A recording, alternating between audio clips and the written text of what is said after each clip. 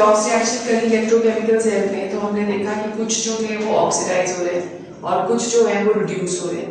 तो उसको किस तरह से हम लोग व्हाट यू कैन से कि प्रिडिक्ट करते हैं कि कौन सा एलिमेंट रिड्यूस होगा और कौन सा एलिमेंट ऑक्सीडाइज होगा।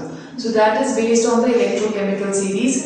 क्या है ये electrochemical series? It is the arrangement of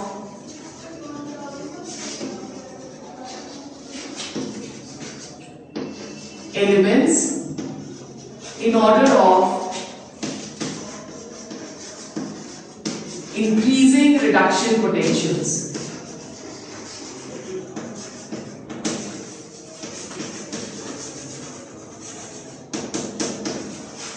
In order of increasing reduction potentials, मतलब कि नेगेटिव वैल्यू से हम पॉजिटिव वैल्यू की तरफ को चलते हैं, राइट? इंक्रीजिंग रिडक्शन पोटेंशियल वही हुआ ना, नेगेटिव से पहले जीरो आएंगे और फिर जीरो से हम कहाँ आएंगे? पॉजिटिव वैल्यू के ऊपर, राइट? सो जो सबसे फर्स्ट एलिमेंट होता है या सबसे नीचे जो एलिमेंट होता है इलेक्ट्रोकेमिकल सीरीज में, दैट इज लिथियम, राइट? सबसे पहले आएगा लिथियम, फिर पोटेशियम, बेरियम, राइट? बेरियम के बाद आता है स्ट्रोंशियम, कैल्शियम, ओके? कैल्शियम के बाद आता है sodium, magnesium and aluminium, okay? उसके बाद क्या आता है हमारा? मैंगनीज, एल्यूमिनियम के बाद आएगा मैंगनीज, मैंगनीज के बाद जिंक, जिंक के बाद आयरन, आयरन के बाद क्रोमियम, राइट? क्रोमियम के बाद आएगा कोबाल्ट, नहीं क्रोमियम के बाद आएगा कैडमियम, कोबाल्ट, निकल, टिन, ठीक है? टिन के बाद आता है लेड। सो यहां तक जो रिडक्शन पोटेंशियल्स लेड तक है, they all have negative values, right? फिर उसके बाद आ जाता है hydrogen, hydrogen has 0 and then the positive value start, that is for copper, mercury, mercury के बाद silver, platinum,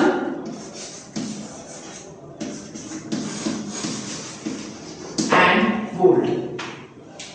on the top of the series is fluorine, right? अब इसको जब हम लोग को लर्न करना है, इसके बीच में भी जब आप इलेक्ट्रोकेमिकल सीरीज बुक में देखोगे तो इसके बीच में भी बहुत सारे एलिमेंट्स हैं। There are certain reactions also, जैसे क्रोमेट की रिएक्शन है, वो सारे के सारे they are all included in the electrochemical series, but these are some of the most important atoms या एलिमेंट्स या मेटल्स जो कि इलेक्ट्रोकेमिकल सीरीज में इंक्लूडेड रहते हैं, ठीक है? अब इसे हम याद कैसे करेंगे? याद हम कर सकते हैं इसको, लिथियम को हम ले सकते हैं, ले, ठीक है? पोटेशियम हमको हम लेंगे के, बांसुरी, सुरी इज स्ट्रोंशियम, ले के बांसुरी को, कैल्शियम इज को, ना, Na, ना, मुझे Mg, मुझे अल, Al is अल। सो ले के बांसुरी को, ना, मुझे अल, Mn आ गया मिया, Mn, मिया जी, मिया जी, फेक्रो, क्रो इज क्रोमियम, फेक्रो, सीडी को सीडी, सीडी को नहीं सुना, ठीक है? सीडी को नहीं सुना, पर हम गाते, पीबीएस पर, हाइड्रोजन इज हम, गाते is one word, which has no meaning with the electrochemical series, पर सिर्फ उसको कंप्लीट करने के लिए हम गाते साइड में लिख लेते हैं, पर हम गाते हैं गाना सुना है छम्मा छम्मा, ठीक है, छम्मा छम्मा नहीं चप्पा चप्पा, सॉरी ये गाना आता है ना चप्पा चप्पा, चप्पा चप्पा चरखा सुनेंगे, चले तो वो वाला हमने यहाँ पे लगाना है, पर हम गाते चप्पा चप्पा, where C will stand for copper, H for mercury, A for silver, P for platinum and A for gold, ठीक है, और एंड में हमारा क्या आ रहा है फ्लोरीन। सो किस तरह से हमने मेमोराइज करना है, ले के बांसुरी को ना बुझे अल मियाँ जी फेंकरो, सीडी को नहीं सुना पर हम गाते चप्पा चप्पा, चप्पा चप्पा, चप्पा चप्पा नहीं चप्पा चप्पा, ठीक है। So this is how you can learn the electrochemical series. अब हम क्या बोल रहे हैं कि इलेक्ट्रोकेमिकल सीरीज में सबसे नीचे जो वैल्यू है that is of lithium, lithium has the most negative value and the negative values will keep on increasing. तो किस तरह से इसकी वैल्यूज हम देखते हैं, when we go to lithium the value of lithium is minus 3.05 volt. The most negative value is that for lithium. उसके बाद वैल्यूज जो है वो इंक्रीज होती रहती है। Potassium has a value of minus 2.93, potassium के बाद barium has a value of minus 2.91, strontium has a value of minus 2.90, calcium has a value of minus 2.80, sodium has a value of minus 2.71,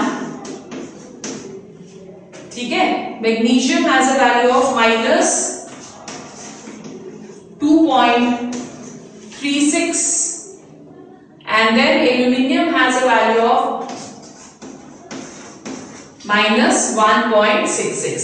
सारे के सारे values volt में, so you can see that the values they are increasing, ठीक है। फिर उसके बाद हमारे पास जो नेक्स्ट वैल्यू इंपॉर्टेंट है, ये सारी नेगेटिव वैल्यूज कहां तक हमारी जाएंगी, टिल हाइड्रोजन, और हाइड्रोजन के बाद पॉजिटिव वैल्यूज शुरू हो जाती है। So hydrogen has a value of 0, ठीक है। कॉपर की जो वैल्यू है that is 0.34 which is higher than the rest of them, ठीक है।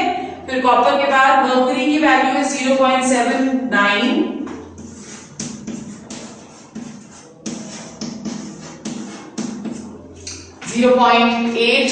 Volt.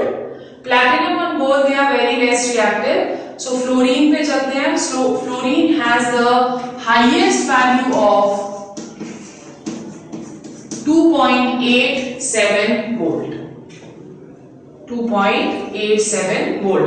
So what are we seeing over here कि जब हम लिथियम से ऊपर की तरफ को चलना शुरू करते हैं the values they keep on becoming less than negative and approach towards 0, और 0 के बाद वो पॉजिटिव होने लग जाती है, ठीक। अब इलेक्ट्रोकेमिकल सीरीज जो है इसकी एप्लीकेशंस क्या है, क्यों जरूरत पड़ती है हमें इलेक्ट्रोकेमिकल सीरीज के बारे में पता होना क्यों जरूरी है। The first application is that it tells us about the strength of oxidizing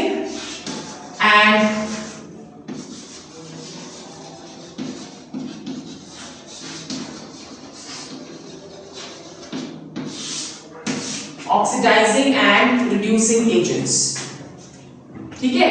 It tells us about the strength of oxidizing and reducing agents। आपने याद रखना है कि जब हम नीचे से ऊपर की तरफ को चलना शुरू होते हैं तो ऑक्सीडाइजिंग प्रॉपर्टीज इंक्रीज होती रहती है और रिड्यूसिंग प्रॉपर्टीज डिक्रीज होती रहती है। As a result of which lithium जो है दैट इज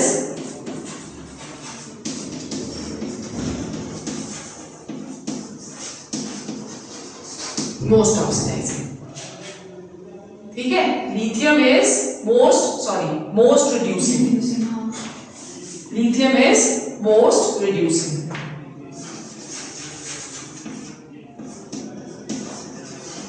एंड फ्लोरीन जो है with the most positive value,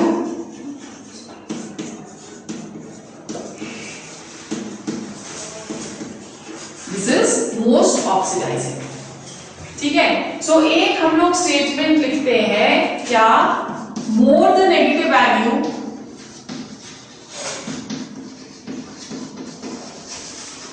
more the negative value, better is the reducing agent. More the negative value, better is the reducing agent. Lithium की value सबसे ज्यादा negative है, इसलिए वो बेस्ट रिड्यूसिंग एजेंट है। अगर हम कंपेयर करते हैं लिथियम और सोडियम को, तो इसकी वैल्यू -3.05, इसकी वैल्यू सोडियम की -2.71। So lithium is a better reducing agent than sodium, ठीक है। सेकेंड, अगर रिड्यूसिंग एजेंट है तो सेल्फ क्या हो रहा है, ऑक्सीडाइज। अगर वो अच्छा रिड्यूसिंग एजेंट है तो इसका मतलब वो सेल्फ ऑक्सीडाइज हो रहा है, इजीली ऑक्सीडाइज हो रहा है। अगर वो इजीली ऑक्सीडाइज होता है तो हम उसको इलेक्ट्रोकेमिकल सेल में कहां पे रखेंगे, एनोड या कैथोड। अगर वो अच्छा ऑक्सीडाइज हो रहा है तो हम उसे एनोड पे रखेंगे कि कैथोड पे रखेंगे, एनोड पे, ठीक है। So more the negative value, better is the reducing agent, which means it is getting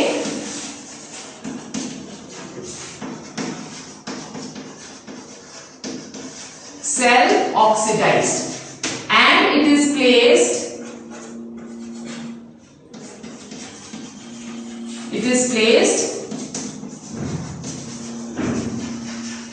at the anode, ठीक है। Second, more the positive value,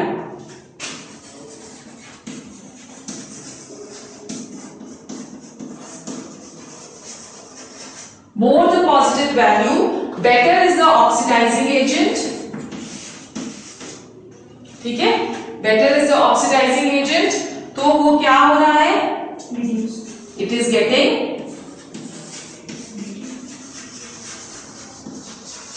self reduced, ठीक है। तो इसे हम कहां रखेंगे,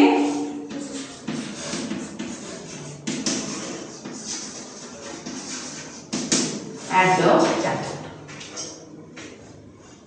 ठीक है। अब सपोज हमारे पास है सिल्वर और हमारे पास है copper, silver and copper, which is a better oxidising agent.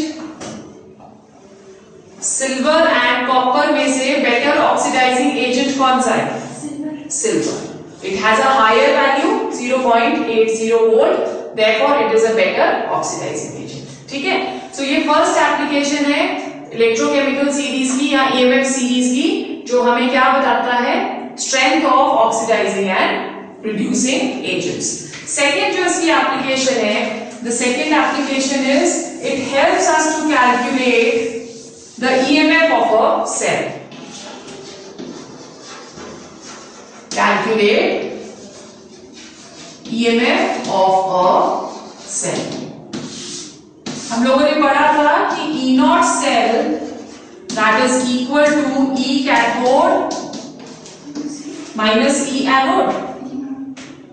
E naught cell है ना, 1 मोलर कंसंट्रेशन ले रहे हैं ना, standard electrode potential. So standard electrode potential E naught cell that is equal to E cathode minus E anode, ठीक है।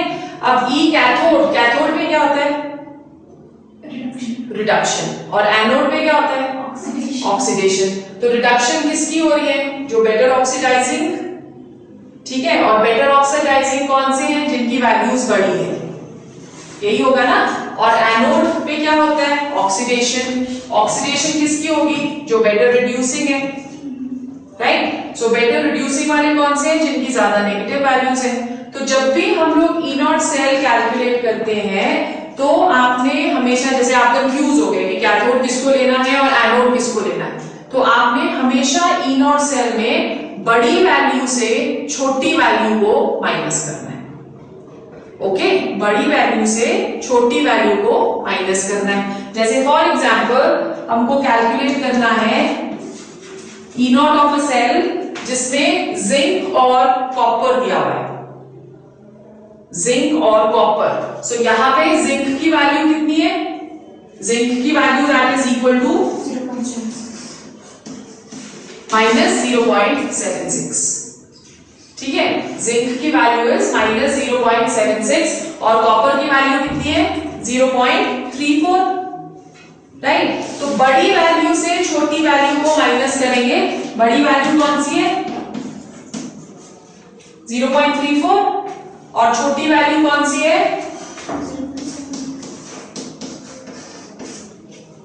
Right, सो ये क्या आ जाएगा? 1.1। ठीक है, उसी तरह से अगर हमको ई नॉट सेल कैलकुलेट करना है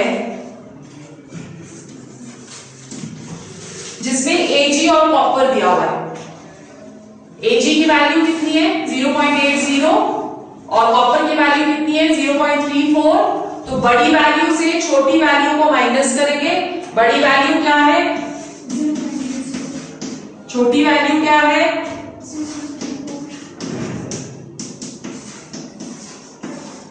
0.46 वोल्ट।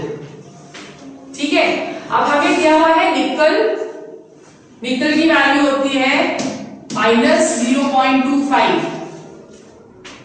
-0.25 हमें दिया है निकल और हमें दिया है mercury. So E not value calculate करो। बड़ी वैल्यू किसकी होगी? मर्क्यूरी की 0.79। ठीक है, माइनस 0.25। सो क्या आ जाएगा? ये 9 + 5 is 14, 1.04। क्लियर हो गया? ये एक क्वेश्चन जरूर आता है 2 मार्क्स का या 1 मार्क का, ई नॉट सेल कैलकुलेट करने के लिए, जिसमें कैथोड और एनोड दोनों की वैल्यूज आपको दे रखी होंगी क्वेश्चन में। तो आपने वहां पे टाइम नहीं वेस्ट करना ये सोच के कि अब कैथोड किसको लें और एनोड किसको लें। आपने हमेशा बड़ी वैल्यू से छोटी वैल्यू को माइनस करोगे, your answer will be correct. ठीक है, क्लियर हो गया? थर्ड जो एप्लीकेशन इसकी है ईएमएफ सीरीज की, that is to predict the feasibility of a reaction.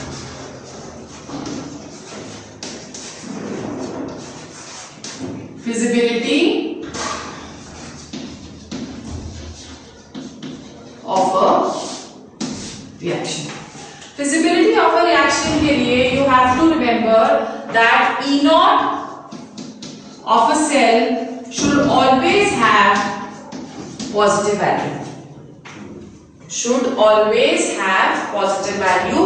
और in other words we can say कि जो element में tendency है to get easily oxidized, that should be placed at the anode.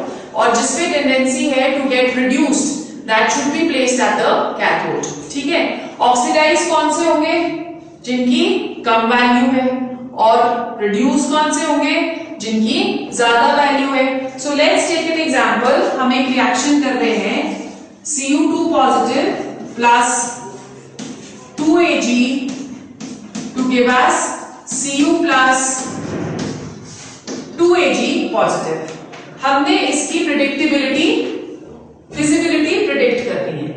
ठीक है, कॉपर की जो वैल्यू है हमें पता है कि 0.34 वोल्ट, एजी की जो वैल्यू है 0.80 वोल्ट। ठीक है, अब क्या बोल रहे हैं हम कि जिसकी वैल्यू कम है, that has the tendency to get oxidised. पर यहां पे क्या हो रहा है? कॉपर तो रिड्यूस हो रहा है ना? और हम बोल रहे हैं कि जिसकी वैल्यू ज्यादा है, that has the tendency to get reduced, पर यहां पे Ag ऑक्सीडाइज हो रहा है। So it means this reaction can not be possible, right? On the contrary, अगर हम रिएक्शन उल्टी कर दें, 2Ag positive plus Cu to give अस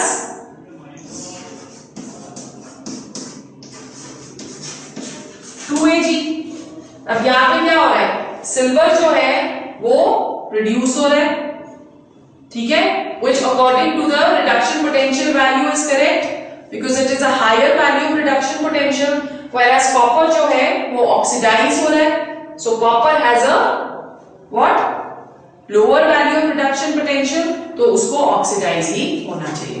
तो इस तरह से वो predictability of a reaction को explain करती है EMF series, saying that सिर्फ वही reaction feasible है जिनकी E नॉट वैल्यू पॉजिटिव है, या जिनकी जिस मेटल की लोअर वैल्यू है that should be placed at the anode, और जिसकी ज्यादा वैल्यू है that should be placed at the cathode.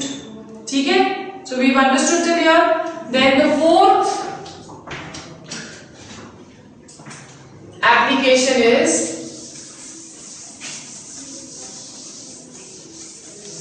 fourth application is to see whether hydrogen is evolved, to see whether hydrogen is evolved when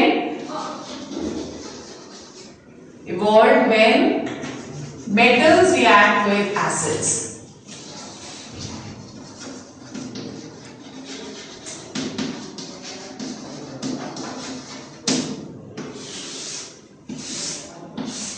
ठीक है, ये हमने junior classes में भी पढ़ा हुआ है कि all those metals which are below hydrogen in the activity series, वो सारी की सारी हाइड्रोजन लिबरेट करती हैं जब मेटल्स के साथ रिएक्ट करती हैं।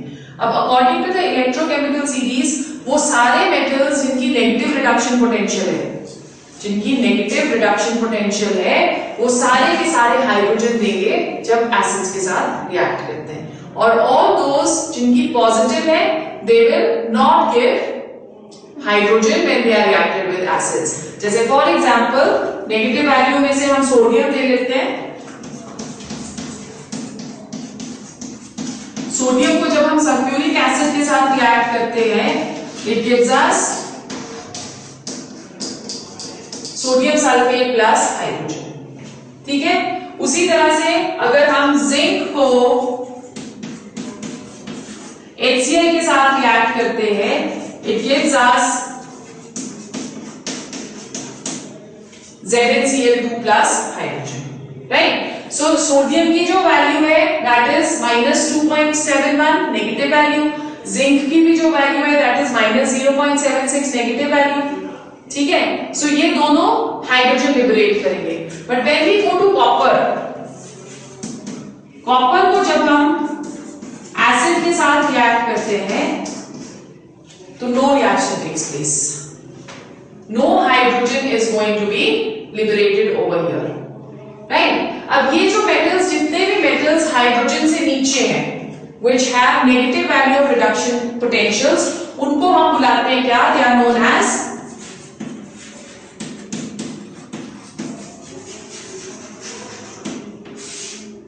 active metals।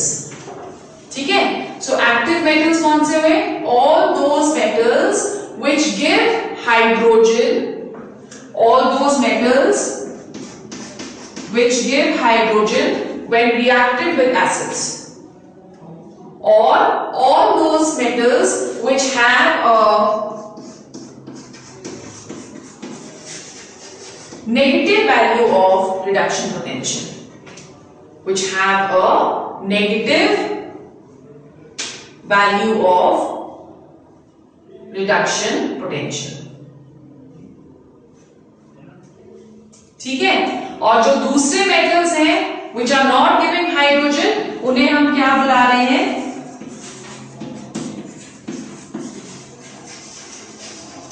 they are known as inactive metals, right। So inactive metals कौन से हुए, which are not going to give hydrogen when reacted with acids, or all those which have a positive value of reduction potential, positive value of reduction potential, वो सारे के सारे क्या है, inactive metals। ठीक है, electrochemical series is an important topic. from your examination point of view also and from the competition point of view also. So you should know how to attempt questions in this. जैसे for example एक question आता है कि can be stored, question है आपका can be stored zinc in copper sulfate solution. Can be stored zinc in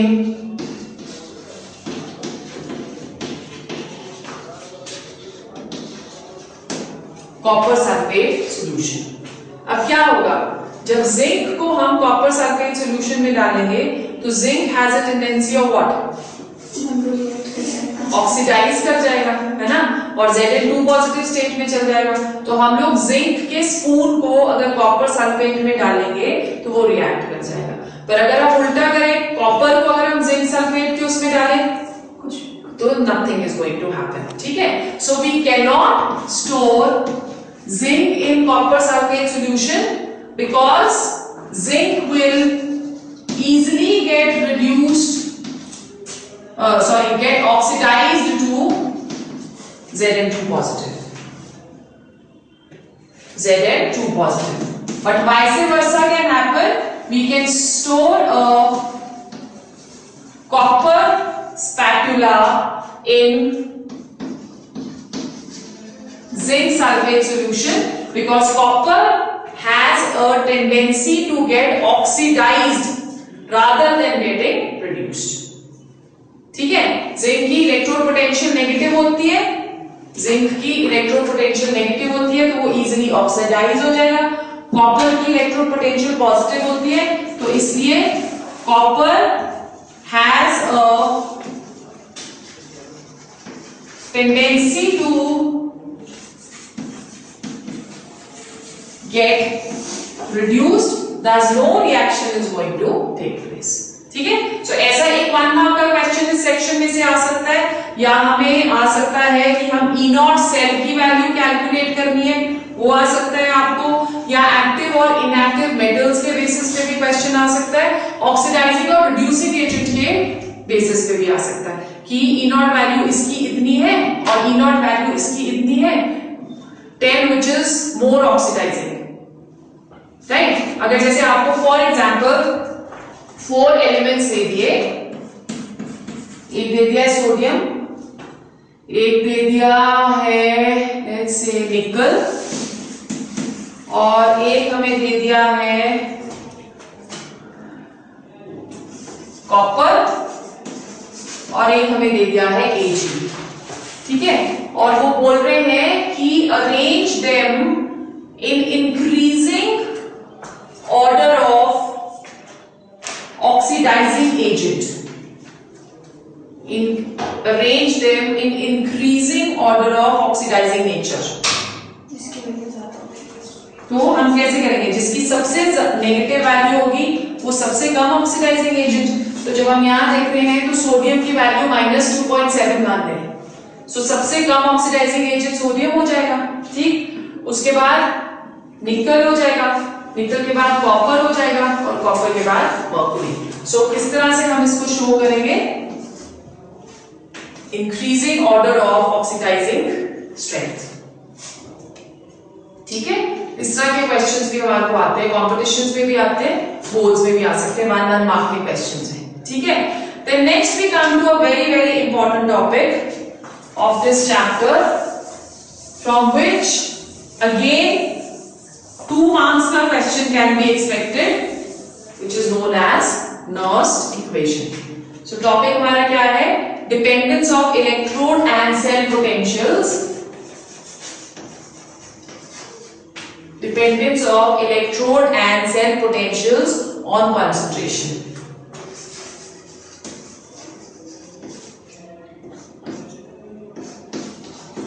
Which is equal to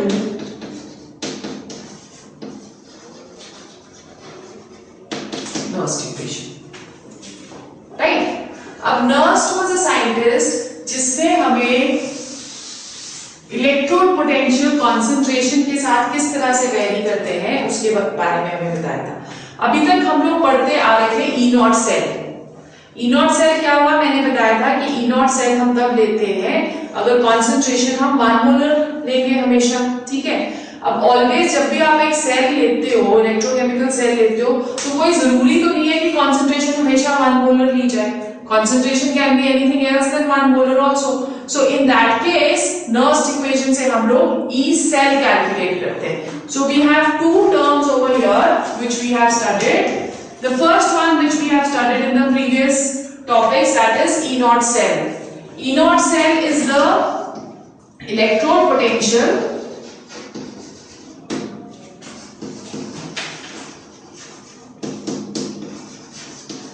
at 1 molar concentration.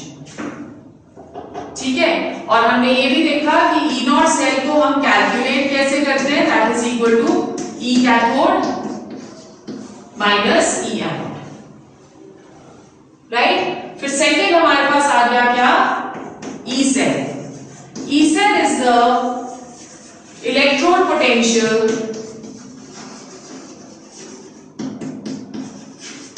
Eight any concentration, ठीक है। It is the electrode potential at any concentration, that is E cell. अब Nernst ने जो E cell calculate करा, that was calculated for different kind of cells. अगर हम लोग एक जनरल इलेक्ट्रोड ले लें for a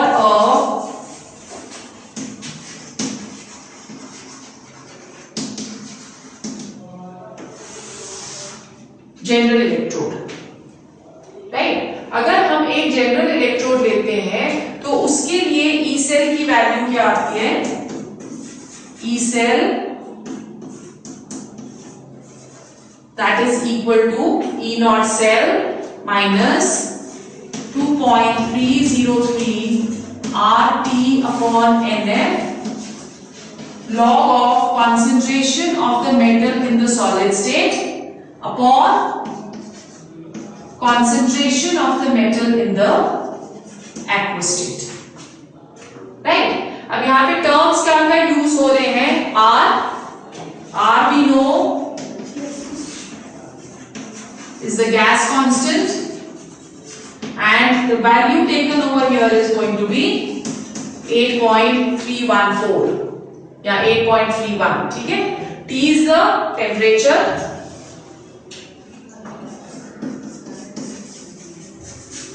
N is the number of electron exchange,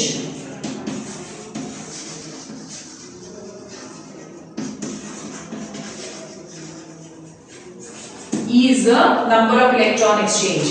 जैसे हम एक रिएक्शन करते हैं Zn minus 2 electrons to give us Zn2 positive, तो N यहाँ पे क्या देंगे हम, 2 electron exchange, ठीक है। So N in this case is to be taken as 2। जितनी इलेक्ट्रॉन एक्सचेंज रिडॉक्स रिएक्शन में होती है वो आपने N लेनी है। It is very very important before taking N is to balance the redox reaction. Okay, that also I'll tell you कि किस तरह से हमने बैलेंस करनी होती है। So N हमारा ये आ गया, then Faraday 1 Faraday that is equal to 96500 coulombs, right। इसको अगर हम और सिंप्लीफाई कर दें तो हम बोलते हैं कि हम जनरली जो कैलकुलेशंस करते हैं that is at room temperature which is at 25 degree Celsius, ठीक है।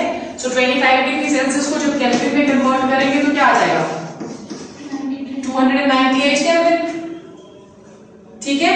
सो अब let's put the values over here और इसको हम और सिंप्लीफाई कर देते हैं इक्वेशन को। E cell that is equal to E naught cell minus 2.303 into R की वैल्यू क्या है, 8.31 into 298 अपॉन N, और F की वैल्यू क्या ली हमने, 96500, ठीक है। लॉग ऑफ, जब भी हम लोग कॉन्सेंट्रेशन सॉलिड स्टेट में लेते हैं तो उसे हम यूनिटी लेते हैं, it is always taken as 1। So log of 1 upon concentration of N in the aqueous state. ठीक है, अब अगर हम इस सारे के सारे को कैलकुलेट करें, E नॉट सेल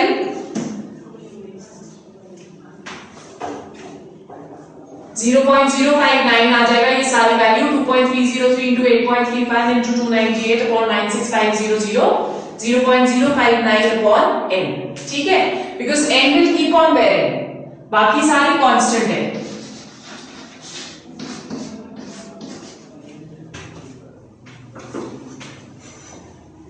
ठीक है, क्लियर हो गया.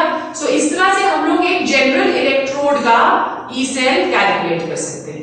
पर अगर हमने एक नॉर्मल इलेक्ट्रोकेमिकल सेल अगर हम लें और उस इलेक्ट्रोकेमिकल सेल का हमें ई सेल कैलकुलेट करना पड़ेगा, तो हमको यहाँ पे तो हमने क्या लिया है, सिर्फ एक ही मेटल लिया है ना. In that case we have to take both the metals. ठीक है, so let's see for an electrochemical cell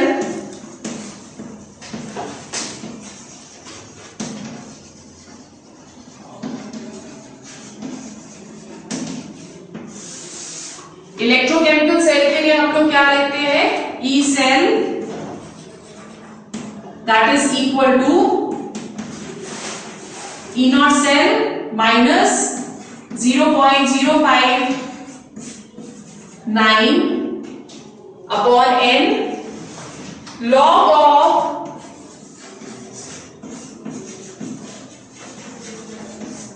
concentration of anode upon concentration of cathode. ठीक है, now if we are taking one reaction, Zn plus Cu2 positive to get Za2 positive plus Cu, right? तो इसमें anode क्या आएगा, zinc, और cathode क्या आएगा, copper. So E cell for this reaction that will be equal to what?